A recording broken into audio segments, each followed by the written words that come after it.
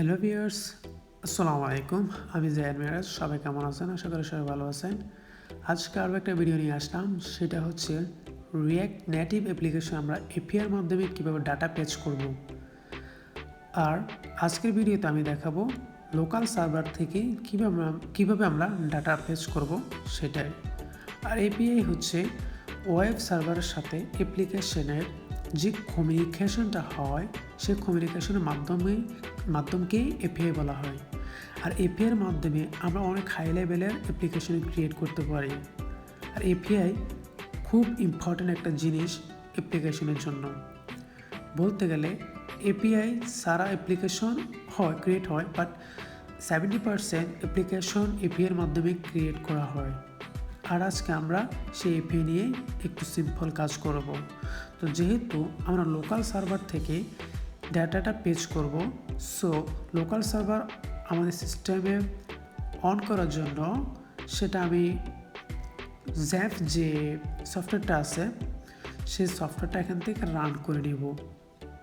Run করে দেওয়ার পর আমরা যেটা রুট ফাইল সেখানে চলে গেলাম। দেন ওইখানে আমি একটা ফোল্ডার ক্রিয়েট করে নিলাম এপিআই নামে।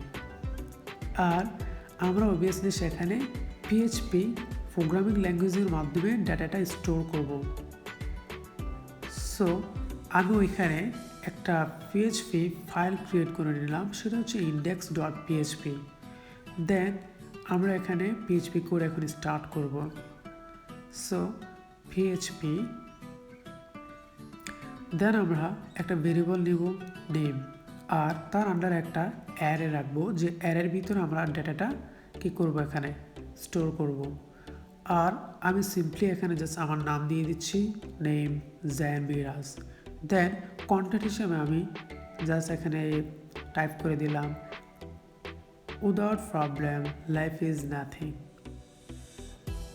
তারপরে আরও একটা এখানে ডেটা দিলাম, সেটা হচ্ছে লিভ ফ্রেন্ডস। ওকে, দেন এই অ্যারেটাকে আমাদেরকে জেসনে কনভার্ট করে নিতে হবে, যেহেতু এপিআই জেসনের মাধ্যমে কিন্তু কাজ করে। সো json.encode অ্যান্ড তার ভিতরে আমরা প্যারামিটারের ভিতরে নেমটাকে দিয়ে দিলাম। দেন এটা কিন্তু এখন জেসনে কী হয়ে গেছে, কনভার্ট হয়ে গেছে। এখন আমরা ইকো করে দিলাম অবজেক্টটাকে। দেন আমাদের সেটিংয়ে চলে গেলাম, যাওয়ার পর নেটওয়ার্ক। দেন আমরা এখানে একটা আইপি অ্যাড্রেস পাবো। এই আইপি অ্যাড্রেসটা কপি করে আমরা যে কোনো ব্রাউজারে ইউআরএলে গিয়ে সেখানে স্ল্যাশ অ্যান্ড দেন যে রুট যে ফাইলটা আছে সেই ফাইলটাকে এখানে লিখে দিলেই দেন আমাদের এখানে যে ফাইলগুলো আমরা কী করছিলাম, ডাটাগুলো লিখছিলাম, সেই ডাটাগুলো আমরা এখানে পেয়ে যাব। দেন আমাদের পিএইচপি কোডিং শেষ, সেটা আমি ক্লোজ করে দিলাম। এখন আমি চলে আসলাম রিঅ্যাক্ট নেটিভ অ্যাপ্লিকেশানে। দেন আমাদের এখানে যে দুইটা হুক লাগবে, সেটা হচ্ছে use state and use effect. Use স্টেটের মাধ্যমে আমরা ডাটাটাকে এখানে স্টোর করব, যেটা আমাদের এই এপিআইয়ের মাধ্যমে আসতেছে। সো আমি এখানে নেম অ্যান্ড সেট নেম দুইটা কি এখানে একটা প্রপার্টি দিয়ে ইউজ স্টেটকে কল করে দিলাম, তার ভ্যালু আমি কিছুই দিলাম না। দেন আরেকটা হচ্ছে কি আসবে, কন্টেন্ট অ্যান্ড সেট কন্টেন্ট। তো যেহেতু আমরা ওইখানে তিনটা ডেটাই কিন্তু আমরা টাইপ করছিলাম, একটা হচ্ছে নেম, আরেকটা হচ্ছে কন্টেন্ট, আরেকটা হচ্ছে লিভ।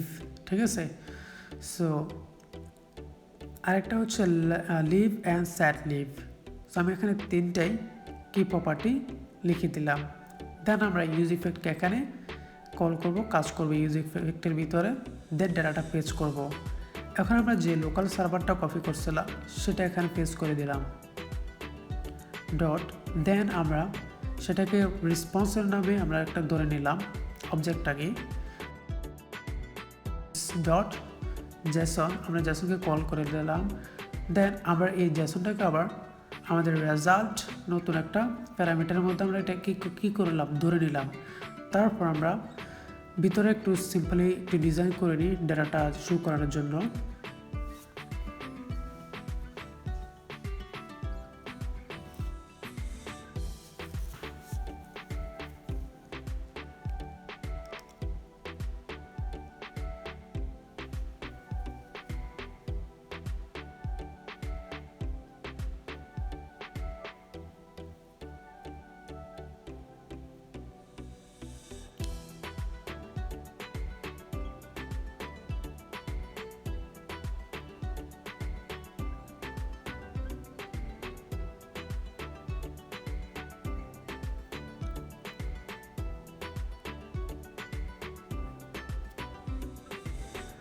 ওকে, আমাদের ডিজাইনটা হয়ে গেল। দেন আমি কনসোল ডট লগে মধ্যে আমি দেখতে চাই আমাদের ডেটাটা আসছে কিনা। সো কনসোল ডট লগ আমি রেজাল্টটা দিয়ে দিব।